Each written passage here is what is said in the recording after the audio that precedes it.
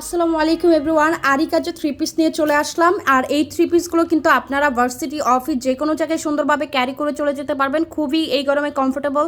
আর সম্পূর্ণ থ্রি পিসটা দেখতে পাচ্ছেন এরকম জারি, মানে এরকম স্টোন বসানো আছে, দেখতে পাচ্ছেন।